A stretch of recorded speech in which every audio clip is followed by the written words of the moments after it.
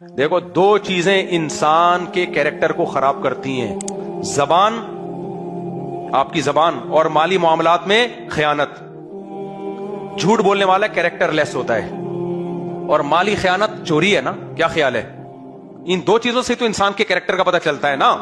نبی صلی اللہ علیہ وسلم نے فرمایا کہ سب کچھ ہو سکتا ہے، مومن جھوٹ نہیں بول سکتا۔ اور دوسری چیز کیا ہے؟ پیسوں کے معاملات میں آپ دو نمبری، کسی کا پیسہ کھا رہے ہو آپ، یہ مسلمان نہیں کر سکتا۔ ایک درہم کسی کا کھایا 40 دن نماز قبول نہیں ہوگی۔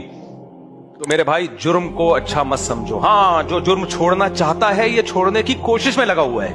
جیسے میں کہتا ہوں، جن کو عادت پڑ گئی کسی گناہ کی، چھوٹ نہیں رہا، تو جرمانہ رکھیں اپنے اوپر، کوئی سزا دیں اپنے آپ کو آہستہ آہستہ۔ تو یہ چاہ رہا ہے، جو اللہ کی طرف آنا چاہ رہا ہے، بھائی حدیث میں تو آتا ہے جو میری طرف چل کے آئے گا میں اس کی طرف دوڑ کے آؤں گا۔ تو اللہ تعالی ہمیں برائیوں سے بچنے کی توفیق عطا فرمائے۔